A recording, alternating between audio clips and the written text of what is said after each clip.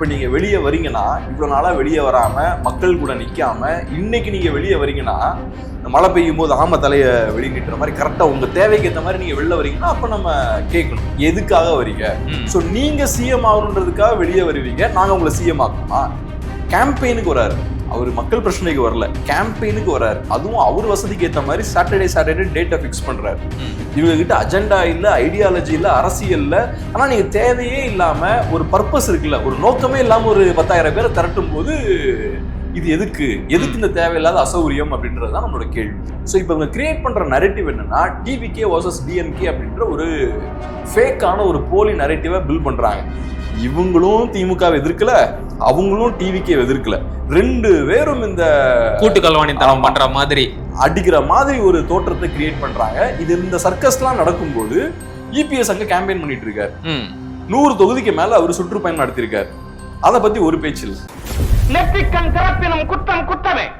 நெற்றிக்கண் வலையொலி உறவுகளுக்கு வணக்கம். இன்றைய அரசியல் உரையாடலில் நம்முடன் இணைந்திருப்பவர் பத்திரிகையாளர், ஊடகவியலாளர், அன்பு அண்ணன் திரு கேப்ரியல் அவர்கள். வாருங்கள் அவருடன் பேசலாம். அண்ணே வணக்கம். வணக்கம். நலமா? நல்லா இருக்கேன், நீங்க எப்படி இருக்கீங்க? நானும் நலமா இருக்கேன். விஜய் அவர்கள் நாளைக்கு தன்னுடைய தேர்தல் சுற்றுப்பயணத்தை தொடங்குறாரு. நாளையில இருந்து அடுத்து வரப்போற 4 மாசத்துக்கு டிசம்பர் மாசம் வரைக்கும் ஒவ்வொரு சனிக்கிழமையும் ஒரு நாளைக்கு 3 ஊர் என்ற விதத்துல அவருடைய தேர்தல் சுற்றுப்பயணம் திட்டமிடப்பட்டிருக்கு. இதை எப்படி பாக்குறீங்க? விஜய் தன்னுடைய அந்த கம்ஃபர்ட் ஜோன்ல இருந்து வெளியே வராரு, அதுக்காகவே பாராட்டலாம் இல்லையா? கண்டிப்பா பாராட்டலாம். மக்களை சந்திக்கிறார், நல்லதுதான் எல்லாமே. ஆனா இப்ப அவரோட கம்ஃபர்ட் ஜோன்ல இருந்து வெளியே வராருன்னா எதுக்காக வரார் அப்படின்ற ஒரு கேள்வி இருக்கு.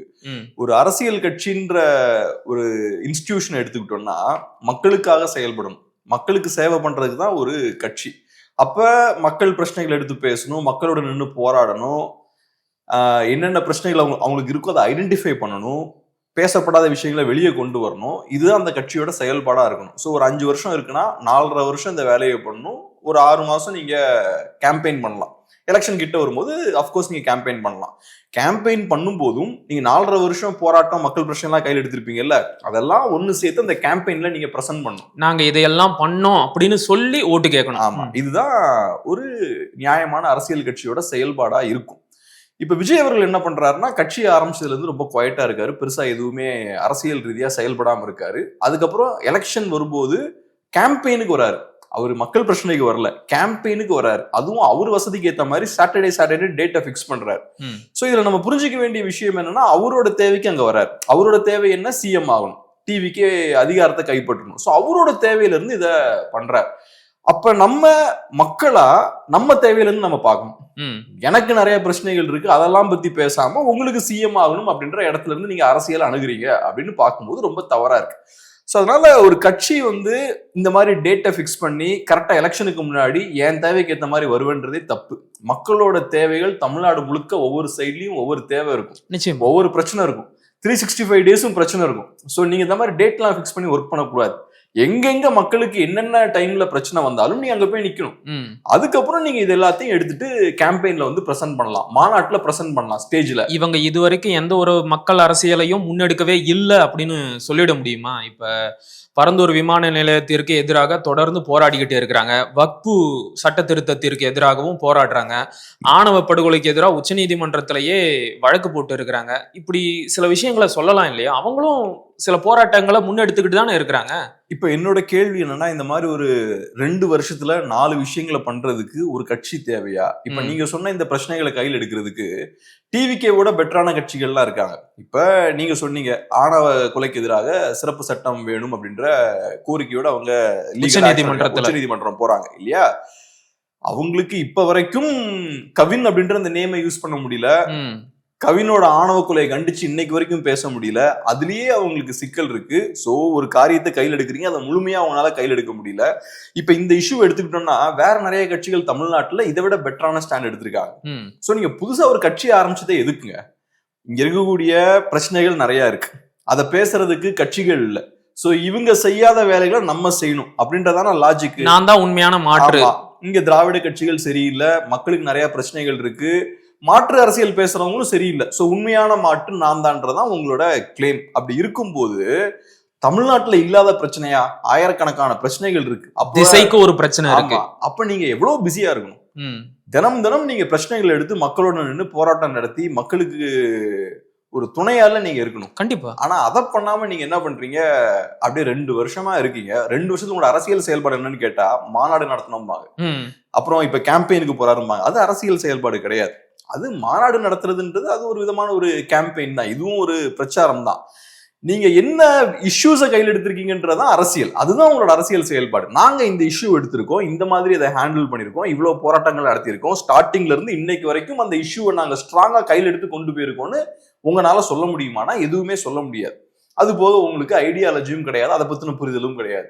சோ அப்ப நம்ம கேட்டுதான் ஆகணும். இப்ப நீங்க வெளியே வரீங்கன்னா, இவ்வளவு நாளா வெளியே வராம மக்கள் கூட நிக்காம இன்னைக்கு நீங்க வெளியே வரீங்கன்னா, மழை பெய்யும் போது ஆம தலைய வெளியே நீட்டுற மாதிரி கரெக்டா உங்க தேவைக்கு ஏற்ற மாதிரி நீங்க வெளில வரீங்கன்னா அப்ப நம்ம கேட்கணும் எதுக்காக வரீங்க. சோ நீங்க சிஎம் ஆகணுன்றதுக்காக வெளியே வருவீங்க, நாங்க உங்களை சிஎம் ஆக்கணுமா? எங்க பிரச்சனைக்காக நீங்க வரவே இல்லையே. எங்க பிரச்சனைக்காக நீங்க வரல, ஆனா நாங்க உங்களை சிஎம் மட்டும் ஆக்கிடணும். அப்ப என்ன கான்பிடன்ஸ் உங்களுக்கு? நம்ம இவங்களுக்கு எதுவும் பண்ணலனாலும் இவங்க நமக்கு ஓட் போடுவாங்கன்ற கான்பிடன்ஸ் அவங்களுக்கு எங்க இருந்து வருது? அந்த கான்பிடன்ஸ் எங்க இருந்து வருதுன்னா, நம்ம சினிமாக்காரர், நமக்கு பெரிய ஒரு ஃபேம் இருக்கு, நம்ம என்ன சொன்னாலும் இவங்க கேட்பாங்க அப்படின்ற நம்பிக்கை உங்களுக்கு. இது தமிழர்களோட பலவீனம். ஆமா, ஒரு விதமான ஒரு மாய உலகத்துல வாழ்ந்துட்டு இருக்காங்க. அதுதான் காட்டு. இப்ப அவருடைய தேவைக்கு அவருக்கு வசதியான ஒரு நாள்ல மட்டும் வெளியில வராரு அப்படின்னு சொல்றீங்க. இத அந்த அளவிற்கு சுருக்கி பாத்திர முடியுமா? ஏன்னா இப்ப விஜய் அவர்கள் நார்மலா வெளியில வந்தாலே அவருக்கு பெரிய அளவுக்கு கூட்டம் சேருது. அது பப்ளிக்கு மிகப்பெரிய தொந்தரவா இருக்கு. அதனால தான் வாரத்துல ஒரு நாள் முறையான அனுமதி எல்லாம் வாங்கி ஒரு குறிப்பிட்ட இடத்துல நான் மக்களை சந்திக்கிறேன் அப்படின்னு வராரு. அதை நாம வெறுமனே ஒரே ஒரு நாள் மட்டும் மக்களை சந்திக்கிறாரு, இது அவருடைய சுயநலம், அவருடைய தேவைக்காக மட்டும்தான் வராரு அப்படின்னு மட்டும் பார்க்க முடியுமா? நான் உனக்கு சொல்றேன் மகிழன், இப்ப மக்களுக்கு நீங்க பப்ளிக் நீங்க டிஸ்டர்பன்ஸா நியூசன்ஸா இருக்கலாம், ஒன்னும் தப்பு கிடையாது. பப்ளிக் டிஸ்டர்பன்ஸ் நியூசன்ஸ் ஏற்படுறதுல நான் சொல்றேன் தப்பு கிடையாது. ஆனா என்ன தப்புனா, காரணத்துக்காக நீங்க டிஸ்டர்பன்ஸ் ஏற்படுது. என்ன காரணத்துக்காக அந்த டிஸ்டர்பன்ஸ் வருது? ஒரு நல்ல பிரச்சனை, பெரிய ஒரு இஷ்யூ, மக்கள் பிரச்சனை இருக்கு, யாரும் பேச மாட்டேங்கிறாங்க, அந்த பிரச்சனையை எடுத்து நீங்க பேசுறீங்க, பப்ளிக் டிஸ்டர்பன்ஸ் ஏற்படலாம், நியூசன்ஸ் ஏற்படலாம், 1000 பேரை திரட்டனால போக்குவரத்து பிரச்சனை ஏற்படலாம். அது தப்பு கிடையாது. ஏன்னா நீங்க ஒரு நல்ல காரியத்துக்காக பண்றீங்க. அப்படி பண்ணும்போது மக்களும் உங்களை ஏத்துப்பாங்க. அந்த வழியா கிராஸ் பண்ணி போறவங்க எல்லாருமே டிஸ்டர்பன்ஸ் இருந்தாலும் உங்களை பாராட்டுவாங்க. ரைட், பாரு இந்த மக்களுக்காக இவங்க தான் நிக்கிறாங்க அப்படின்ற மாதிரி பாராட்டுவாங்க. ஜல்லிக்கட்டு போராட்டம்லாம் அப்படிதான். மெரினா பீச்ல வாக்கிங் போறவங்க எல்லாம் டிஸ்டர்பன்ஸ் சொல்லி வருத்தப்படல. அவங்களுக்கு தெரியும் இது நியாயமான ஒரு போராட்டம், நல்லதும்பாங்க. சோ அதனால இப்ப இங்க என்ன பாக்குறேன்னா, விஜய் அவர்கள் வெளியே வராரு, கேம்பெயினுக்கு வராரு. அதனால தமிழ் மக்களுக்கு ஒரு யூஸும் கிடையாது. ஏன்னா அவர் கையில எந்த இஷ்யூஸும் கிடையாது. இது வரைக்கும் அவர் எந்த இஷ்யூஸும் எடுத்து போராடினதே கிடையாது. சோ அவரு சிம்பிளா மேம்போக்கா பேசினார் இல்லையா மாநாட்டுல, அந்த மாதிரி திமுக அட்டாக் பண்ணி ஹலோ அங்கிள் அது இதுன்னு பேசிட்டு போறாரு. இத பேசுறத பாக்குறதுக்குன்னு தேவையில்லாத ஒரு பெரிய ஒரு கூட்டம் வரும். இங்க குதிக்கிறது, அங்க போறது, ஏகப்பட்ட பிரச்சனைகளை கிரியேட் பண்றது, பப்ளிக் ப்ராப்பர்ட்டிக்கு டேமேஜ் ஏற்படுத்துறது. இங்கதான் நமக்கு பிரச்சனை வருது. நீங்க நியாயமான ஒரு விஷயத்துக்காக ஒரு 1000 பேரை திரட்டுறீங்கன்னா எனக்கு பிரச்சனையே கிடையாது.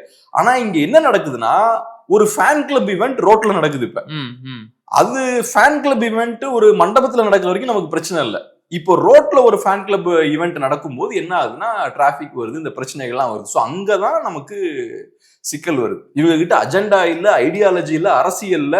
ஆனா நீங்க தேவையே இல்லாம ஒரு பர்பஸ் இருக்குல்ல, ஒரு நோக்கமே இல்லாம ஒரு 10,000 பேரை திரட்டும் போது இது எதுக்கு இந்த தேவையில்லாத அசௌரியம் அப்படின்றதுதான் நம்மளோட கேள்வி.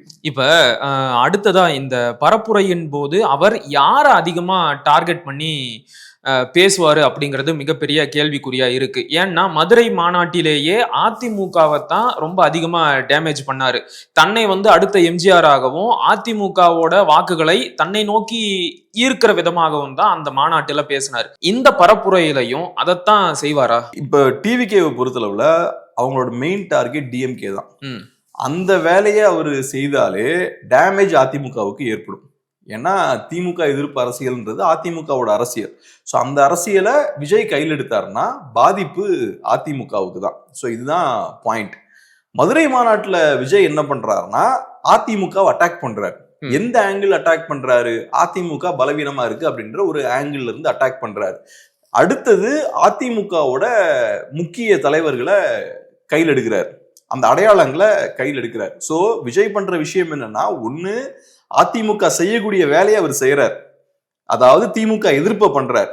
அதை செஞ்சுக்கிட்டு அதிமுகவோட ஐடென்டிட்டி இருக்கும் பாருங்க, அடையாளம் இருக்கும் பாருங்க, அதையும் எடுக்கிறார். சோ அவரோட நோக்கம் என்னன்னா, நான் அதிமுக செய்யக்கூடிய வேலையும் செய்யறேன், அவங்களோட அடையாளத்தையும் கையில் எடுக்கிறேன். சோ இதெல்லாம் இருந்ததுன்னா அதிமுக காரங்க எனக்கு ஓட்டு போடலாம். அதான் அவரோட லாஜிக். இது ரொம்ப பிளான் பண்ணி தான் அவர் பண்றாரு. இது திமுகவுக்கு விஜய் செய்யக்கூடிய சர்வீஸ். சோ இந்த மாதிரியான அரசியலை விஜய் கையில் எடுக்கும் போது திமுகவுக்கு தான் லாபம், அதிமுகவுக்கு நஷ்டம் தான். ஆனா விஜயோட அரசியல் என்னவா இருக்கும்னா, கிளியர் கட்டா ஆன்டி டிஎம்கேவா தான் இருக்கும். திமுகவை எதிர்த்து தான் அவர் அரசியல் பண்ணுவார். எப்படி 19லயும் 21லயும் கமல் அந்த அரசியலை பண்ணாரோ அதே அரசியலை தான் இன்னைக்கு விஜய் பண்ண போறார். ஆனா அதனால லாபம் யாருக்குன்னு பார்த்தா திமுகவுக்கு, பாதிப்பு யாருக்குன்னு பார்த்தா அதிமுகவுக்கு இருக்கு. இப்ப விஜய் வந்து பெரும் அளவிற்கு ஆன்டி டிஎம்கே பாலிடிக்ஸை தான் கையில எடுப்பாரு அப்படின்னு சொல்றீங்க. ஆனா அதற்கான அறிகுறிகள் எதுவுமே தெரியலையே. இப்ப சமீபத்துல திமுகவை அடிக்கிறதுக்கு லட்டு மாதிரி 2 வாய்ப்புகள் கிடைச்சது, தானாவே அமைஞ்சது அப்படின்னு கூட சொல்லலாம். ஒண்ணு தூய்மை பணியாளர்களோட போராட்டம், அதற்கும் விஜய் அவர்கள் பெருசா எந்த ஒரு பங்களிப்பையும் செய்யல. ஒருவேளை அவர் களத்துல இறங்கி நீங்க சொல்ற மாதிரி ஒரு நியாயமான விஷயத்திற்கு பப்ளிக்கு டிஸ்டர்பன்ஸை ஏற்படுத்தி இருந்தா திமுகவிற்கு மிகப்பெரிய அழுத்தம் ஏற்பட்டு இருக்கும், திமுக டேமேஜும் ஆயிருக்கும். 2வது, கவினோட ஆணவ படுகொலைக்கு எதிராக திமுக சிறப்பு சட்டத்தை இயற்ற மறுக்குது. இத ஒரு போராட்டமா மாத்தி திமுகவோட ஜாதி அரசியலை மக்கள் மத்தியில அம்பலப்படுத்தி இருந்தா அதுவும் கூட திமுகவிற்கு டேமேஜை ஏற்படுத்தி இருக்கும். இந்த 2 வாய்ப்பையும் விஜய் அவர்கள் கடைசி வரைக்கும் பயன்படுத்திக்கவே இல்லை. அப்படி இருக்கும்போது அவரு ஆன்டி டிஎம்கே பாலிடிக்ஸை தான் தீவிரமா எடுக்கிறாரு அப்படின்னு எப்படி சொல்ல முடியும்? சிம்பிள். இப்ப விஜய் அவர்களை பொறுத்தளவுல செயல் அரசியல் அவர் பண்ணல, சரி, ஆக்ஷன்ல அவர் இறங்கவே இல்லை, எங்கேயுமே ஆக்ஷன்ல இறங்கல. சோ அவர் செய்யக்கூடிய அரசியலே ஜிமிக்ஸ், பேச்சு மட்டும்தான். வாய் அளவுல பேசுறதான் நம்ம பார்த்துட்டு இருக்கோம். அவர் பேசக்கூடிய விஷயத்தை வச்சுதான் நம்ம விவாதமும் பண்ணிட்டு இருக்கோம். சோ அவர் பேசக்கூடிய அரசியல் என்னவா இருக்குன்னு பார்க்கும்போது திமுக எதிர்ப்பா இருக்கு. சோ நீங்க கேக்குறது என்னன்னா, திமுக அரச எதிர்ப்பை ஏன் களத்துல இறங்கி அவர் பண்ணலன்னு நீங்க கேக்குறீங்க. நான் என்ன சொல்றேன், அவர் இதற்கு களத்திலே இறங்கலன்றேன். சோ நம்ம கையில இருக்கக்கூடியது விஜயோட பேச்சுக்கள் மட்டும்தான். சோ விஜயோட பேச்சுக்களை வச்சு நம்ம கணக்கு பண்ணும்போது விஜய் அவர்கள் திமுகவை எதிர்க்கிறார். எப்படி திமுக பாஜகவை எதிர்க்குதோ அதே மாதிரி விஜய் அவர்கள் திமுக எதிர்க்கிறார். திமுகவும் பாத்தீங்கன்னா பாஜக எதிர்த்து நிறைய பேசுவாங்க, ஆனா களத்துல பெருசா எதுவும் பண்ண மாட்டாங்க. களத்துல 1,00,000 பேரை திரட்டலாம்ல, திமுக தாராளமா நீட்டுக்கு எதிராக 1,00,000 பேரை திரட்டலாம், டெவல்யூஷனை கரெக்டா செய்யணும் அப்படின்ற விஷயத்த வலியுறுத்தி 1,00,000 பேரை திரட்டலாம். இப்ப பீகாரி ஓட்டர்ஸை ஆட் பண்ண போறோம் அப்படின்ற மாதிரி பேசுறாங்க, அதுக்கு 1,00,000 பேரை திரட்டலாம். இதெல்லாம் அவங்களுக்கு பண்ணலாம், பட் இருந்தாலும் பண்ணல, களத்துல எதுவும் பண்ண மாட்டாங்க. பட் மக்கள் மனதுல நாங்க பாஜகவை எதிர்க்கிறோம் அப்படின்ற ஒரு பிம்பத்தை கட்டி அமைப்பாங்க. சோ அதனால திமுகவுக்கு லாபம், பாஜகவுக்கு எந்த பாதிப்பும் கிடையாது. சோ நீங்க பாஜகவையும் பகச்சிக்க மாட்டீங்க, ஏன்னா அவன் சென்ட்ரல்ல பவர்ஃபுல்லா இருக்கான், அவனையும் பகச்சிக்க மாட்டீங்க. அட் த சேம் டைம் நீங்க மக்களோட வாக்குகளையும் வாங்கிடலாம். இது ஏறக்குறைய அந்த மாதிரியான செட்டப் தான். திமுகவுக்கு எதிராக ஆக்சுவலா அவங்க எதுவும் பண்ணல டிவிக்கு, ஆனா திமுகவுக்கு எதிரான ஒரு அரசியல் நாங்க பண்றோன்ற மாதிரியான ஒரு பிம்பத்தை அவங்க தான் கட்டமைக்கிறாங்க. சோ இவங்க ஏதாவது பேச, அடுத்தது அந்த சைட்ல இருந்து ஏதாவது பதில் சொல்ல, மாத்தி மாத்தி இந்த மாதிரி விஷயங்கள் பண்றது. சோ திமுக எதிர்ப்பு அவரு பேசிட்டு இருக்காரு. சோ அந்த வகையில விஜய் அவர்கள் ஆக்சுவல் பாலிடிக்ஸே பண்ணல, அவரு செய்யக்கூடிய இந்த பேச்சு பாலிடிக்ஸ் இருக்குல்ல, வாய் வழியா பேசக்கூடிய அரசியல் இருக்குல்ல, அதை வச்சு பார்க்கும்போது அவரு திமுக எதிர்ப்பை தான் கையில் எடுக்கிறார். ஆனா இந்த அளவிற்கான எதிர்ப்புக்கே திமுக பயந்துருச்சோ? ஏன் கேக்குறேன்னா, அவருடைய சுற்றுப்பயணத்திற்கு 20க்கும் மேற்பட்ட கட்டுப்பாடுகளை விதிச்சிருக்கிறாங்க. விஜய் வந்து வெளியே வரக்கூடாது, வாகனத்துக்கு உள்ளதான் இருக்கணும், மேல வந்து கை அசைக்க கூடாது, அப்படி இப்படின்னு ஒரு 20 கட்டுப்பாடுகளை விதிச்சிருக்கிறாங்க. தாவேகா தரப்பினர் என்ன சொல்றாங்க அப்படின்னா, எங்களை பார்த்து திமுக பயந்துருச்சு, அதனால தான் எங்களுக்கு மட்டும் இவ்வளவு கட்டுப்பாடுகள் விதிக்கிறாங்க அப்படின்னு சொல்றாங்க. அது உண்மையா இருக்குமோ? இது வந்து ஒரு போலியான இன்னொரு நரேட்டிவை 2 தரப்பும் சேர்ந்து உருவாக்குறாங்க. திமுக வர்சஸ் டிவிகே அப்படின்ற ஒரு நரேட்டிவை பில்ட் பண்றாங்க. திமுகவுக்கு டிவிகேவை பார்த்துதான் பயம்பா அப்படின்னு ஒரு பிம்பத்தை நீங்க கட்டி அமைச்சா யாருக்கு லாபம்? அதனால டிஎம்கேவுக்கு தான் லாபம். ஏன்னா திமுக எதிர்ப்பாளர்கள் என்ன யோசிப்பாங்க, அதிமுகவை பார்த்து திமுகவுக்கு பயம் இல்லை, விஜயை பார்த்துதான் திமுகவுக்கு பயம். சோ அப்ப நம்ம திமுகவுக்கு பாதிப்பு ஏற்படுத்தணும், நம்ம யாரை சப்போர்ட் பண்ணணும்? விஜயை சப்போர்ட் பண்ணணும். சோ அந்த ஓட்ஸ் இங்க போகும். சோ ஒன்னு அதிமுகவை பலவீனமா காட்டுறது, ரெண்டாவது ஒண்ணுமில்லாத டிவிகேவை பெரிய அரக்கன் மாதிரி காட்டுறது. டிவிகே என்ன பண்ணிட்டாங்க திமுக பயப்படணும்ன்ற மாதிரி? ஒன்னும் பண்ணல. விஜய் 2 தடவை மாநாட்டுல பேசியிருக்காரு. அடுத்தது நாளைக்கு வெளியே வந்து பேசினாலும் ஒன்னும் பெரிய அரசியல்லாம் இருக்க போறது கிடையாது. அது போக விஜய் அவர்கள் பேசக்கூடிய அரசியல் திமுக எதிர்ப்பு அரசியல். அத அவர் பேசினாருன்னா அதிமுக ஓட்டை தான் உடைப்பாரு, திமுகவுக்கு நல்லதுதான். இதுல திமுக எதுக்கு பயப்படணும்? சோ திமுக பயப்படுறதுக்கான எந்த தேவையும் கிடையாது. பட் தொடர்ந்து திமுகவே ஆடி போய் தான் இருக்காங்க. விஜய் அப்படிப்பட்ட ஒரு கூட்டத்தை சேர்த்துட்டாருன்ற மாதிரிலாம் பேசும்போது ஆட்டோமேட்டிக்கா அதிமுக பலவீனமா தோற்றம் அளிப்பாங்க. அதிமுக இருக்கக்கூடிய அந்த இடத்துல அவங்க டிவிகேவை பிளேஸ் பண்றாங்க. 24ல இதுதான் பண்ணாங்க. அதிமுகவை பாஜகவை வச்சு சப்ஸ்டியூட் பண்ணிட்டாங்க. கரெக்ட். அவங்க பாஜக எதிர்ப்பு அரசியல் திமுக கையில் எடுத்தாங்க. களத்துல நிஜமாவே யாரு திமுக எதிர்த்து அரசியல் பண்ணது? அதிமுக. ஆனா அவங்க கிரியேட் பண்ண பிம்பம் என்னன்னா, நிஜமான எதிரி அதிமுக கிடையாது, பாஜக தான் அப்படின்ற மாதிரி ஒரு பிம்பத்தை கிரியேட் பண்ணாங்க. சோ சாதாரண சாமானியர்கள் பார்க்கும்போது ரைட்டு, திமுக பாஜகவை எதிர்க்கிறாங்கன்னா அப்ப திமுகவுக்கு பாஜகவை பார்த்து தான் பயம் இருக்கு. அப்ப நம்ம திமுகவை வீழ்த்தணும்னா பாஜகவுக்கு தான் வாக்கு போடணும் போல அப்படின்ற மாதிரி நிறைய ஓட்டர்ஸ் அங்க போட்டாங்க. சோ 2024 என்ன நடக்குது? பாஜகவோட ஓட் ஷேர் இன்க்ரீஸ் ஆகுது, அதிமுகவோட ஓட் ஷேர் கம்மியாகுது. சோ பாஜகவை தமிழ்நாட்டுல வளர்த்து விட்டது யாரு? திமுக. இந்த வேலையை தான் இப்பவும் பண்றாங்க. இந்த தடவை பாஜக வச்சு நீங்க அதை பண்ண முடியாது. ஏன்னா பாஜக ஒன்னு அலைன்ஸ் போயிட்டாங்க, ரெண்டாவது அசம்பிளி எலெக்ஷன். சோ இப்ப புதுசா ஒருத்தர் உள்ள வந்திருக்காரு அதே வேலையை பார்க்க. சோ இப்ப இவங்க கிரியேட் பண்ற நரேட்டிவ் என்னன்னா, டிவிகே வர்சஸ் டிஎம்கே அப்படின்ற ஒரு ஃபேக்கான ஒரு போலி நரேட்டிவை பில்ட் பண்றாங்க. இவங்களும் திமுகவை எதிர்க்கல, அவங்களும் டிவிகே எதிர்க்கல, 2 பேரும் இந்த கூட்டுக்கல்வாணித்தனம் பண்ற மாதிரி அடிக்கிற மாதிரி ஒரு தோற்றத்தை கிரியேட் பண்றாங்க. இது இந்த சர்க்கஸ்லாம் நடக்கும்போது இபிஎஸ் அங்க கேம்பெயின் பண்ணிட்டு இருக்காரு. 100 தொகுதிக்கு மேல அவர் சுற்றுப்பயணம் நடத்திருக்காரு. அதை பத்தி ஒரு பேச்சு இல்லை. கரெக்டா சொன்னீங்க. நானும் அந்த இடத்துக்கு தான் வரலான்னு இருந்தேன். இபிஎஸ் அவர்கள் கிட்டத்தட்ட 100 இடங்களுக்கும் மேல சுற்றுப்பயணத்தை முடிச்சிருக்கிறாரு. இது வரைக்கும் அவர் அந்த சுற்றுப்பயணங்கள்ல பேசின விஷயங்களை எடுத்து யாருமே டிபேட் பண்ணல. ஆனா விஜய் அவர்கள் சுற்றுப்பயணத்தை இன்னும் தொடங்கவே இல்லை, தொடங்கதான் போறாரு, ஷெட்யூல் கொடுத்திருக்கிறாரு. அதுக்கே அதை எடுத்து வச்சுக்கிட்டு அவர் என்ன பேசுவாரு, இது என்ன மாதிரியான தாக்கத்தை ஏற்படுத்தும், அவருடைய ஸ்ட்ராட்டஜி என்ன அப்படின்னு எல்லாம் ஊடகங்கள் பேச ஆரம்பிச்சிட்டாங்க. இது என்ன மாதிரியான ஒரு பாலிடிக்ஸ்னு எனக்கு புரியல. நியாயமா பார்த்தா தமிழ்நாட்டோட எதிர்கட்சி தலைவர் ஐயா எடப்பாடி, அவரு தினம் ஸ்டாலினையும் திமுகவையும் உதயநிதி ஸ்டாலினையும் டைரக்டா அட்டாக் பண்றாரு. அதை பத்தி எல்லாம் இங்க யாருமே பேசாம நீங்க சொன்ன மாதிரி அரசியலே பண்ணாத விஜயத்தான் எடுத்து வச்சு பேசிக்கிட்டு இருக்கிறாங்க. சோ திட்டமிட்டு தான் இதை எல்லாத்தையும் செய்யறாங்க போல. திட்டமிட்டு தான் செய்யறாங்க. எதிர்கட்சியா இருக்கும்போது ஸ்டாலின் அவர்கள் கேம்பெயின் பண்றாரு. அந்த கேம்பெயினுக்கு எவ்வளவு விசிபிலிட்டி கிடைச்சது? ஸ்டாலின் அவர்களுக்கு என்ன இமேஜ் இருந்தது? ஒரு சாமானியன் மாதிரி, சாதாரண ஒரு பேண்ட், சாதாரண ஒரு ஷர்ட், கையெல்லாம் அடிச்சு விட்டுக்கிட்டு. இப்ப இருக்கிற இமேஜ் வேற, அப்ப இருக்கிற இமேஜ் வேற. நார்மலா அவர் வேட்டி சட்டை போட்டிருப்பாரு. பட் இந்த எதிர்கட்சியா அவர் ஃபங்க்ஷன் பண்ணும்போது அப்ப அவரு இந்த ஆங்கிரி யங் மேன் பாங்கல்ல, சட்டையெல்லாம் அடிச்சு விட்டுக்கிட்டு ஒரு சாமானியனா களத்துல இறங்கி அவரு பிரச்சாரம் எல்லாம் பண்ணார். அதுக்கு மீடியால எவ்வளவு ஹைப் கொடுத்தாங்க.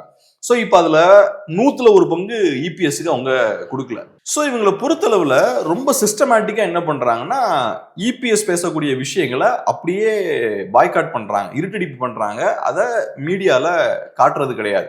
அங்க ஏதாவது தப்பு நடக்கும்ல, ஆம்புலன்ஸ் உள்ள புகுந்துருச்சு வழிவிடல, அதுக்கு ஹைப் கிடைக்கும். இவங்க எல்லாம் என்னைக்காவது அவர் குடும்ப அரசியல் பத்தி பேசுறாரு, ட்ரக் கல்ச்சர் பத்தி பேசுறாரு, தமிழ்நாடு பெருசா க்ரோ ஆகலன்றதை பத்தி பேசுறாரு, பொருளாதாரம் பலவீனமா இருக்கு, கடன் அதிகமா இருக்கு, ஏகப்பட்ட விஷயம் பேசிட்டு இருக்காரு. அதுலலாம் எதையுமே எடுத்து இவங்க விவாதிக்க மாட்டாங்க. ஆம்புலன்ஸ் பிரச்சனை வரும்போது அதை எடுத்து விவாதிக்கிறாங்க. சோ ஒண்ணு, அவர் அங்க கேம்பெயின் பண்ணிட்டு இருக்காரு, அப்படி எதுவுமே நடக்கல அப்படின்ற மாதிரி மெயின்டைன் பண்றாங்க. ரெண்டாவது, பேரலா அதிமுக கட்சிக்குள்ள எதையாவது ஒரு குழப்பத்தை ஏற்படுத்திக்கிட்டே இருக்காங்க, அதை பத்தி பேசிக்கிட்டே இருக்கிறது. அன்வர் ராஜா, மைத்ரேயன், இப்ப லேட்டஸ்டா செங்கோட்டையன், அதுக்கு முன்னாடி ஓபிஎஸ், இந்த மாதிரி விஷயங்களை பேசிக்கிட்டே இருக்காங்க. சோ இந்த பிரச்சனைகள் உருவாக்குறதுலயும் திமுகவுக்கு பங்கிருப்பதற்கான வாய்ப்புகள் அதிகம் அப்படின்ற மாதிரி தான் பாக்குறேன். ஏன்னா இந்த பிரச்சனைகள் எல்லாம் பேசிக்கிட்டே இருக்கிறதால திமுகவுக்கு தான் லாபம். சோ அது எதர்ச்சியா நடக்கிற மாதிரி எனக்கு தெரியல. கரெக்டா எலெக்ஷன் வரும்போது ஒவ்வொரு விக்கெட்டா விழுந்துட்டு இருக்கு, அதுவும் ஒவ்வொரு மாசம் கரெக்டா, அதாவது மீடியால லைம் லைட்ல இருக்கிற மாதிரி ஒவ்வொரு மாசமும் ஒருத்தங்களா வெளியே போறாங்க, புது புது பிரச்சனைகளை கிரியேட் பண்றாங்க. ஒரு ஒரு 3 வீக்ஸ் முன்னாடி பார்த்தோம்னா ஓபிஎஸ் வந்து பிரைம் டிபேட்ல இருந்தாரு. அதுக்கு முன்னாடி அன்வர் ராஜா, இப்ப இவரு செங்கோட்டையன். ஸோ இதெல்லாம் பார்க்கும்போது ரொம்ப கிளியர் கட்டா வெல் ஆர்கஸ்ட்ரேட்டட் பிளான் வந்து வச்சிருக்காங்க. அப்புறம் இதெல்லாம் பண்ணும்போது ஆட்டோமேட்டிக்கா ஏடிஎம்கே வீக்கா இருக்காங்க அப்படின்ற இமேஜ் ஏற்படும். சோ ஏடிஎம்கே வீக்கா இருக்காங்க, டிவிகே ஸ்ட்ராங்கா இருக்காங்க. அவ்வளவு சுலபத்துல ஏடிஎம்கேவோட கோர் ஓட்டர்ஸ் வந்து டிவிகேவிற்கு ஓட்டு போட்டுருவாங்களா? அதான் இதுல நம்ம புரிஞ்சுக்க வேண்டிய விஷயம் என்னன்னா, ஏடிஎம்கே ஓட்டர்ஸ் எல்லாருமே டிவிகேவுக்கு போடுவாங்களா? அப்படிப்பட்ட விஷயம் கிடையாது. அப்படி கண்டிப்பா போட மாட்டாங்க. ஆனா ஒரு 3% போடுறாங்கன்னு வச்சுப்போமே, அதுவே பெரிய விஷயம். ஒரு 3% போதும். மக்கள் நல கூட்டணி அவ்வளவுதானே பண்ணாங்க. ஒரு சின்ன ஒரு ஓட் ஷேரை மட்டும்தான் அவங்க பிரிச்சாங்க. சோ திமுகவுக்கு எட்ஜ் கொடுக்கக்கூடிய அந்த சின்ன ஓட்டை நீங்க எடுத்துட்டா போதும், அவங்க ஜெயிச்சிருவாங்க. அதேதான் இங்கேயும். சோ ஏடிஎம்கே காரங்களாம் ரொம்ப லாயலா இருப்பாங்க, அவங்க திமுக எதிர்ப்பு தான் ப்ரையாரிட்டி, அதெல்லாம் ரைட்டு. ஆனா ஒரு சின்ன எட்ஜ் தான், வின்னிங்கையும் லூசிங்கையும் டிசைட் பண்ணக்கூடிய விஷயம் வந்து ஒரு சின்ன ஒரு பெர்சன்டேஜ் தான். அதை மட்டும் நீங்க பறிச்சிட்டீங்கன்னா போதும். கமல்ஹாசன் அதான் பண்ணாரு. கரெக்ட். சோ அதை இவரும் அதை பண்ணிட்டாருன்னா அது போதும். சோ இந்த தடவை 1921 மாதிரி ஈஸியா இருக்காது திமுகவுக்கு. ஏன்னா இந்த தடவை உங்களுக்கு ஆன்டி இன்கம்பன்சி இருக்கு. அது போக இது அசம்பிளி எலெக்ஷன். அசம்பிளி எலெக்ஷன் வரும்போது ஏடிஎம்கேவுக்கு இன்னொரு அட்வான்டேஜும் இருக்கு. லோக்கல் இஷ்யூஸ்லாம் எடுத்து அவங்க பேசுவாங்க. ஸோ அதனால இந்த தடவை ஈஸியா இருக்காது. அதனால கமலை விட பெரிய டைவர்ஷன் தேவைப்படுது. கமல் வந்து ஒரு சின்ன டைவர்ஷன், 3-4% தான். இவர் இன்னும் கொஞ்சம் கூட பெரிய டைவர்ஷனா இருப்பார். சோ இதை மீறி இபிஎஸ் ஜெயிக்கணும், ஏடிஎம்கே ஜெயிக்கணும்னா இவரை மீறி ஜெயிக்கணும். அங்கதான் சேலஞ்ச் இருக்கு. இன்னொரு விஷயம் என்ன சொல்றாங்க அப்படின்னா, இந்த சுற்றுப்பயணம் டிசம்பர் 20 மதுரையில முடிவடையுது. அந்த இடத்துல விஜய் தான் போட்டியிடும் தொகுதியையும் அறிவிப்பாரு. மேக்சிமம் அது வந்து மதுரையா தான் இருக்கும் அப்படின்னு சொல்றாங்க. இது சரியா இருக்குமா? எனக்கு இந்த டிவிகே சைட்ல இருந்து அவங்க எதையாவது ஒரு ரூமரை ஸ்ப்ரெட் பண்ணுவாங்க, அதை உட்கார்ந்து டிஸ்கஸ் பண்ற விருப்பம் எனக்கு இல்ல. அவங்க சொல்லட்டும், அவர் எங்க கண்டெஸ்ட் பண்ணுவாருன்னு அவரே சொல்லட்டும். நம்ம எதுக்கு அதை அவரே தான் சொல்ல போறாராம். சொல்லட்டும். அதான் அவர் சொன்னதுக்கு அப்புறம் நம்ம ஓகே மதுரை அப்படின்னு நம்ம எடுத்துப்போம். நம்ம எதுக்கு இப்பவே கெஸ் பண்ணணும்? அவங்கள பொறுத்தளவுல அவங்களோட பொலிட்டிக்ஸே என்னன்னா, ஏதாவது ஒரு ரூமர், மிஸ்இன்ஃபர்மேஷன் இதெல்லாம் ஸ்ப்ரெட் பண்றது, அப்புறம் உட்கார்ந்துட்டு எல்லாம் டிஸ்கஸ் பண்ணிக்கிட்டே இருக்கிறது. விஜய்க்கு 20% ஓட்டு இருக்குமா, 15 இருக்குமா, விஜய் அவர்கள் கூட்டணி வைப்பாரா வைக்க மாட்டாரா, இந்த கட்சி அங்க வருமா, காங்கிரஸ் பார்ட்டியோட ஒரு கூட்டணி வைப்பாரா, இதுக்கெல்லாம் மோஸ்ட்லி பாத்தீங்கன்னா இதெல்லாம் பேஸ்லெஸ்ஸான விஷயங்கள் தான். இந்த பேஸ்லெஸ் இன்ஃபர்மேஷன் எல்லாம் வச்சு நிறைய தேவையில்லாத விவாதங்கள் போறதை டிவில பார்க்க முடியுது. நம்ம ஏற்கனவே பேசின மாதிரி இஷ்யூ பேஸ்டான விஷயங்களை பிரைம் டைம்ல விவாதிக்கல. ஆனா விஜயை சுத்தி இருக்கக்கூடிய விஷயங்கள் எல்லாமே ஹேஷியங்களா இருக்கு. அது எல்லாமே பாத்தீங்கன்னா ஆதாரங்கள் அடிப்படையில இருக்கக்கூடிய விஷயங்கள் கிடையாது. ஆனா அதை எடுத்து பயங்கரமா டிபேட் பண்ணிக்கிட்டே இருக்காங்க. இதுவும் நான் அப்படிதான் பாக்குறேன். விஜய் அவர்கள் கவினை பத்தி மாநாட்டுல பேசிடுவாரு, அப்புறம் அதை ஒரு 10 நாள் உட்கார்ந்து இப்ப ஏன் பேசல, மாநாட்டுல ஒரு பேசுவார், கடைசியில மாநாட்டிலையும் பேசல, பிரச்சனை நடந்தப்பையும் பேசல. ஆனா இன்னைக்கு வந்து இமானுவேல் சேகரனோட படத்துக்கு மாலை போட்டு மரியாதை செஞ்சிருக்கிறாரு. அதான் அது போலியான ஒரு விஷயம்ன்றது இப்ப நமக்கு எக்ஸ்போஸ் ஆகுது. அவரு கவினோட ஆணவ கொலையை கண்டிச்சு பேசிட்டு அந்த பிரச்சனைய பொலிட்டிக்கலா கரெக்டா கையாண்டுட்டு இதை பண்ணாருன்னா ஓகே, இது ஒரு நியாயமான விஷயம்னு பார்க்கலாம். இப்ப அவரோட போலி அரசியல் தான் அம்பலப்படுது. அவருக்கு நிஜமாவே அக்கறை இல்லை அப்படின்ற விஷயத்த தான் காட்டுது. ஒரு நடிகரா அவர் ரொம்ப காஷியஸா இருக்காரு. நம்மளோட சப்போர்ட் பேஸ் வந்து 2ஆ உடஞ்சிடக்கூடாது, நமக்கு எல்லாரோட ஆதரவும் வேணும் அப்படின்ற மாதிரி பாக்குறாரு. ஒரு அரசியல்வாதியா இல்ல, ஒரு சினிமாக்காரரா தான் அவர் இருக்காரு. ஈவன் இவ்வளோ கவனமா இருக்கிற ஒருத்தர் இந்த சுற்றுப்பயணத்துல மட்டும் பெருசா என்ன பேசிட போறாரு? ஏதாச்சும் நதிநீர் சிக்கலை பேசுவாரா? அப்படி பேசினாருன்னா அண்டை மாநிலங்கள்ல இவருடைய படம் ஓடாது. அப்ப பெருசா என்னதான் பேசிட போறாரு? காவேரி பிரச்சனையை பத்தி பேச முடியாது, முல்லை பெரியாறு அணை சிக்கலை பத்தியும் பேச முடியாது. பேசலாம், ஏதாவது ஒண்ணு பேசலாம். நேபாள் இஷ்யூ பத்தி பேசலாம், போன்ற கச்சத்தீவு இஷ்யூ பத்தி பேசினாரு. ஏதோ ஒண்ணு பேச வேண்டியதான். காசா பணமா பேசுறதால என்ன ஆயிட போகுது? சும்மா வார்த்தைகள் தானே. இப்ப கச்சத்தீவு இஷ்யூ பத்தி பேசினாரு.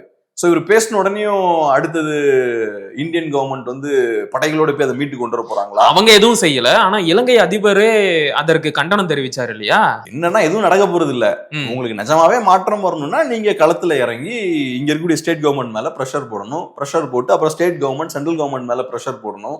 அப்படிலாம் பண்ணா அதை மீட்டெடுக்கிறதுக்கான வாய்ப்பு உண்டு. இங்க மாநாட்டுக்கு வருவீங்க, நீங்க வருஷத்துக்கு ஒருக்கா தான் பேசுவீங்க. அப்படி பேசும்போது இதை சொல்லுவீங்க, அடுத்த தடவை இதை பேசக்கூட மாட்டீங்க.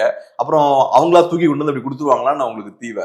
அதனால இவர் பேசுறதெல்லாம் ஒன்னும் எதுவும் ஆயிர போறது இல்லை. பிடிச்சதெல்லாம் பேசலாம். நீங்க சொன்ன மாதிரி சில விஷயங்களை ஏன் பேச முடியாதுன்னா அவருக்கு பேக் ஃபயர் ஆயிரும். நான் சொல்றது தமிழ் சமூகத்துக்கு இல்ல, அவருக்கு பர்சனலா பேக் ஃபயர் ஆகும். சோ அந்த விஷயங்களை மட்டும் அவர் தவிர்த்துருவாரு. இப்ப கர்நாடகாக்காரங்க, ஆந்திராக்காரங்க, கேரளாக்காரங்களெல்லாம் கோவப்படுத்துற மாதிரியான விஷயங்கள் பேச முடியாது. முல்லை பெரியார் இஷ்யூ எல்லாம் பேசினா அங்க சிக்கல் ஆகும். சோ அதெல்லாம் டச் பண்ண மாட்டாங்க. யாரையும் டச் பண்ணாத இஷ்யூஸா இருக்கலாம். ஆபரேஷன் சிந்தூரை பத்தி நீங்க பேசலாம், நேபாள நடக்கக்கூடிய புரட்சியை பத்தி பேசலாம், இங்க இருக்கக்கூடிய காசா இஸ்ரேல் பிரச்சனையை பத்தி பேசலாம். ஆமா, நம்ம தோழர்கள் எல்லாம் பேசுற மாதிரி நீங்க இஸ்ரேல் பிரச்சனையை பத்தி பேசலாம். இங்க ஊழல் ரொம்ப ஸ்ப்ரெட் ஆயிருக்குன்னு பேசலாம், வேலையில்லா திண்டாட்டம் இருக்குன்னு பேசலாம், தமிழ்நாட்டுல வளர்ச்சி இல்லைன்னு பேசலாம், பொதுவா சில விஷயங்கள் நீங்க பேசலாம். அப்புறம் திமுக எதிர்ப்புன்னு வரும்போது குடும்ப அரசியல் கண்டிப்பா இந்த மாதிரி ஏதாவது பேசுவாரு. ஃபர்ஸ்ட் 2 மாநாட்டிலயுமே திமுக எதிர்த்து பேசுறாரு. செகண்ட் மாநாட்டிலேயே அவருக்கு பேசுறதுக்கு பெருசா இல்ல. ஏன்னா ஃபர்ஸ்ட் மாநாட்டிலேயே திமுக எதிர்ப்பு பேசிட்டாரு, கொள்கை சித்தாந்தம் என்னன்றது தெளிவா சொல்லிட்டாரு, யார் எதிரின்ற விஷயங்கள் பேசிட்டாரு. சோ 2வது மாநாட்டுல பேசுறதுக்கு பெருசா இல்ல. அதனாலதான் அங்கிள் ஸ்டாலின் எல்லாம் பேசினது. ஏன்னா திமுக எதிர்க்கணுன்ற கட்டாயம் இருக்கு, ஆனா இஷ்யூ பேஸா எதிர்க்க முடியாது. சோ இந்த மாதிரி பர்சனல் லெவல்ல எதிர்க்கக்கூடிய வேலைகள் பாக்குறாரு. இப்ப நீங்க வெளியே வந்து இப்ப கேம்பெயின்ல பேசுறீங்கன்னா இந்த மாதிரியான விஷயங்கள் சீப்பான பட்டும் படாம மேலோட்டமா, ஆமா, டிஎம்கே அட்டாக்க கையில் எடுக்கிறது இதெல்லாம் அவர் டெஃபினட்டா பண்ணுவார். அதை தாண்டி இந்த அரசியலால மக்களுக்கு என்ன பிரயோஜனம் எல்லாம் கேட்டீங்கன்னா அதெல்லாம் எதுவும் இருக்க போகுது. இந்த சுற்றுப்பயணத்தால யாருக்குத்தான் லாபம்னு நினைக்கிறீங்க? விஜய்க்கு தான். ஏதோ ஒரு விதத்துல விஜய்க்கு மட்டும்தான் லாபம். இது தொடர்பா இறுதி கேள்வின, இப்ப நீங்க அடிக்கடி ஒரு விஷயத்த சொல்லுவீங்க, விஜய் வந்து டிஎம்கேவிற்கு மிகப்பெரிய அசட், அவர் வந்து திமுகவிற்கு மிகப்பெரிய சொத்து. ஏன்னா ஆன்டி டிஎம்கே வாக்குகளை பெரிய அளவிற்கு அவர் வந்து ஸ்பிளிட் பண்றாரு. அது திமுகவை ரொம்ப சுலபமா மறுபடியும் வெற்றி பெற வைப்பதற்கு உதவும். அதனால விஜய் திமுகவிற்கு உதவிதான் செய்யறாரு, அவரு அவங்களுக்கு மிகப்பெரிய சொத்து அப்படிங்கிறீங்க. நான் என்ன கேட்கிறேன் அப்படின்னா, அப்படி ஆன்டி டிஎம்கே வாக்குகளை பல முனைகள்ல சிதறடிக்கணும், அதுக்கு ஒரு ஆள் தேவை அப்படின்னா அதை ஏன் விஜய சூஸ் பண்ணணும்? ஏற்கனவே நீண்ட நாட்களாக களத்துல திமுகவை ரொம்ப வீரியமா எதிர்த்துக்கிட்டு இருக்கிற நாம் தமிழர் கட்சியையும் சீமானையும் மறைமுகமா வளர்த்து விடலாம் இல்லையா? ஒருவேளை உண்மையான மாற்று அப்படின்னு யாரும் வந்துடக்கூடாதுன்னு கூட விஜய வளர்த்து விடுறாங்களோ? இப்ப விஜய் மாதிரியான நாட்களை வளர்த்து விடுறது ரொம்ப ஈஸி. அவங்களுக்கு வேர்கள் கிடையாது, அவங்களுக்கு இன்ஸ்டிடியூஷன் கிடையாது, ஐடியாலஜி கிடையாது, அரசியல் ரீதியா அவங்களுக்கு பெருசா எதுவும் செய்யவும் முடியாது. விஜயோட பிரைமரி ஸ்ட்ரென்த் என்ன? சினிமா தான். அந்த இண்டஸ்ட்ரி யார் கண்ட்ரோல்ல இருக்கு? டிஎம்கே கண்ட்ரோல்ல இருக்கு. ஸோ அதனால விஜயை வழிக்கு கொண்டு வரதெல்லாம் ரொம்ப ஈஸி. நேத்து கூட அந்த முக்கியமான ஒரு டெல்லி சுல்தானேட் பத்தி ஒரு டாக்குமெண்ட்ரி ஒன்று பார்த்துட்டு இருந்தேன். அந்த முக்கியமான ஒரு சுல்தான் என்ன பண்ணுவாருன்னா, அவருக்கு எல்லார் மேலேயும் ஒரு சந்தேகம் இருக்கும். ஸோ அவர் என்ன பண்றாரு, ஒரு அடிமையா இருக்கிற ஒருத்தரை தன்னோட ரைட் ஹேண்டா வச்சு பவர்ஃபுல் ஆக்குறாரு. ஏன் ஒரு அடிமையை அவர் சூஸ் பண்றாருன்னா, அவனுக்கு சுல்தானை விட்டு அவர் ஆள் கிடையாது. ஏன்னா அவனுக்கு பலம் எங்க இருந்து வருது? சுல்தான் தான் வருது. மற்ற பிரபுக்களுக்கு அப்படி கிடையாது. அவங்களுக்கு சொத்து இருக்கும், அவங்களுக்கு பெரிய வேர்கள் இருக்கும், அவன் எந்த நேரத்திலையும் சுல்தானுக்கு எதிராக திரும்பலாம். ஆனா அடிமையை நீங்க டாப் லெவலுக்கு கொண்டு போயிட்டீங்கன்னா அடிமை இவங்களை சார்ந்தே தான் இருப்பான். சோ இப்ப நீங்க விஜய் மாதிரியான ஒரு ஆளுக்கு இந்த மாதிரியான ரோலை பிளே பண்றீங்கன்னா அவங்களுக்கு இண்டிபெண்டா செயல்பட முடியாது. சினிமா இண்டஸ்ட்ரி இன்னைக்கு டிஎம்கேயோட கண்ட்ரோல்ல இருக்கு, விஜய் கிட்ட இன்ஸ்டிடியூஷன் கிடையாது. ரெண்டாவது, ஒரு பார்ட்டியை பில்ட் பண்றதுன்ற சாதாரண விஷயம் கிடையாது. நிச்சயமா ஒரு மாநாடு போடணும்னா கோடிக்கணக்கா செலவாகும், அதுக்கெல்லாம் இன்வெஸ்டர்ஸ் எல்லாம் தேவை. இப்ப கமல்ஹாசனே எடுத்துக்கோங்க, 21 19 பாத்தீங்கன்னா பெரிய கூட்டத்தை திரட்டுறது இந்த விஷயங்கள்லாம் இருந்தது. அப்போ உங்களுக்கு தெரியும், பணபலம் படைத்த சில பேர்லாம் அங்க இருந்தாங்க. ஆமா, இன்னைக்கு அவங்க எல்லாம் பாத்தீங்கன்னா கரெக்டா கேம்ப் அவுட் மாறுறாங்க. எலெக்ஷன் முடிஞ்சதுக்கு அப்புறம் மாறும்போது பாத்தீங்கன்னா இன்னைக்கு அந்த மாதிரி பெரிய கூட்டங்கள்லாம் உங்களால போட முடியாது. ஏன்னா அதெல்லாம் பண்ணணும்னா உங்களுக்கு சில பேக்கப்லாம் வேணும்.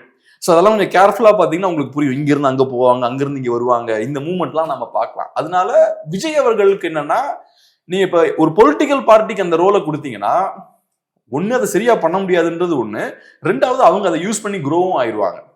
பட் விஜய் மாதிரியான ஒரு இண்டிவிஜுவலை பொறுத்தளவுல 2 எலெக்ஷன் இருப்பாரு, அதுக்கப்புறம் கமல்ஹாசன் மாதிரி அவர் காணாம போயிடுவார். ஐடியாலஜி இல்லைன்னா, அவருக்கு இன்ஸ்டிடியூஷன் இல்லை, ஐடியாலஜியும் இல்லை. ஸோ அந்த ஓட்ஸ் எல்லாம் தக்க வைக்க முடியாது, அடுத்த ஸ்டேஜுக்கு அதை கட்டி கொண்டு போக முடியாது. இந்த சிக்கல்கள்லாம் இருக்கு. ஸோ அதனால அவங்க வந்து ஒரு நல்ல ஒரு பெர்ஃபெக்டான ஒரு ஃபிட் இந்த விஷயங்களுக்கு. இப்போ வந்து நான் வந்து எனக்கு பெரிய ப்ரூஃப்லாம் இல்லை, பட் சிம்பிளான விஷயம் என்னன்னா, நான் ஒரு சாமானியனா பாக்குறேன், தமிழ்நாட்டுல சினி இண்டஸ்ட்ரி என்னைக்குமே அரசியல்வாதிகள் கண்ட்ரோல்ல தான் இருக்கு.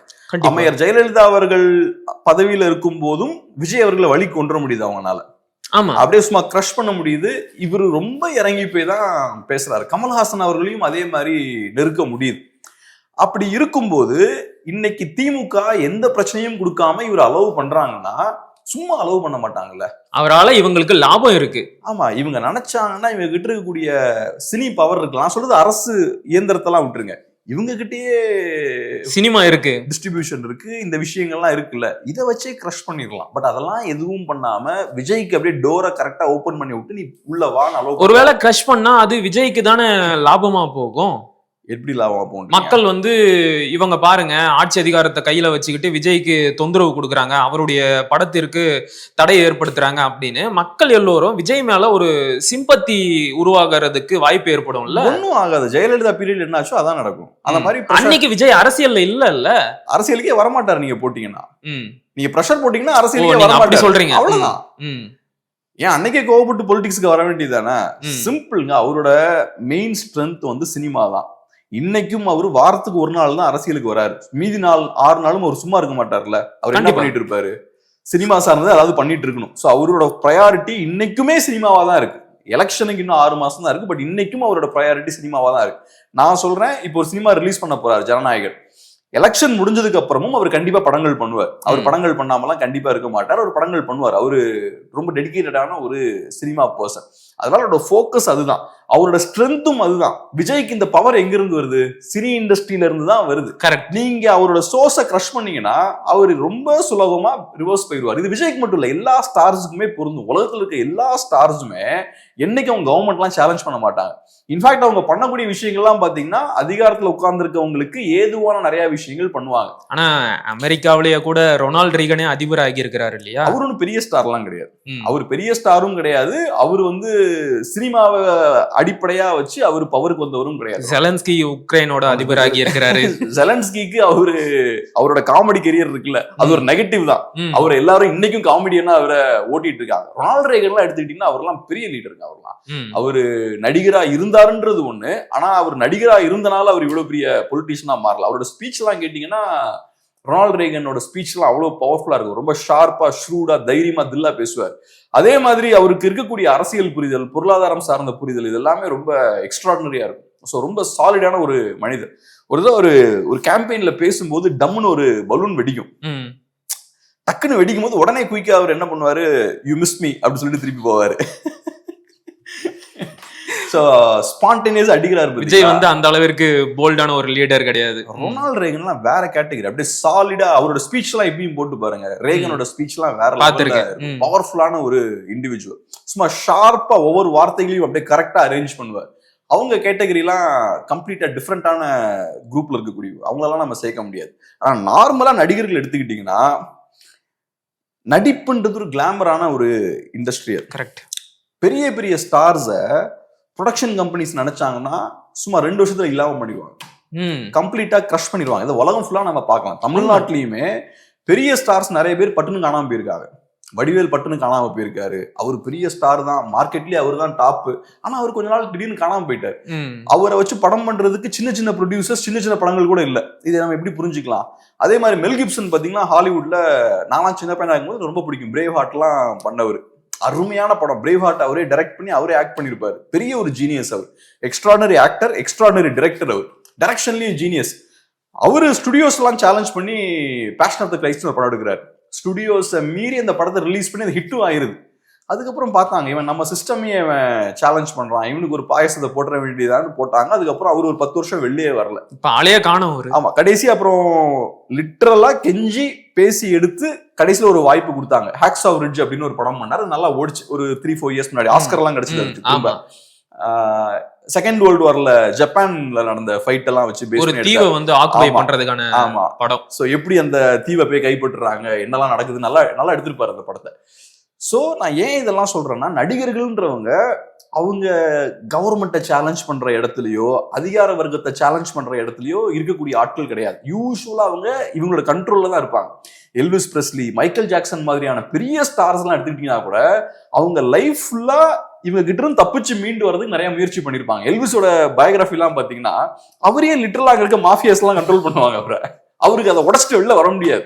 மைக்கேல் ஜாக்சனுக்கும் அதே மாதிரி. அவர் சோனியோட சண்டை போட்டுக்கிட்டே இருந்தார். கடைசி வரைக்கும் அவரால் சோனியை பிரேக் பண்ணி வர முடியல. ஒரு பாயிண்ட்ல நினைச்சாரு நம்ம சோனியை மீறி வந்துடலாம், கான்ட்ராக்ட் எல்லாம் முடிஞ்சிருச்சுன்னு. அதுக்குள்ளேயே நிறைய கிளாஸ் எல்லாம் வச்சிருந்தாங்க. அவரால் தப்பிச்சு வர முடியல. ஸோ அதனால ஆர்டிஸ்ட்ன்றவங்க இந்த சிஸ்டமுக்குள்ள கட்டுப்பட்டு தான் செயல்படுவாங்க. அப்படிதான் இருக்க முடியும். அவங்க நினைச்சா ஈஸியா காலி பண்ணிடலாம். ஆனா அதை மீறி சில பேருக்கு இந்த மாதிரி டோர் ஓபன் பண்ணி நீ ஆடுற ஆட்டத்தை அப்படின்னு அலோவ் பண்றாங்கன்னா நிச்சயமா வந்து யாருக்கோ லாபம் இருக்கு, யாருக்கோ தேவை இருக்கு, அந்த தேவையின் அடிப்படையில் அவங்களை இறக்கி விடுறாங்கன்னு தான் அர்த்தம்.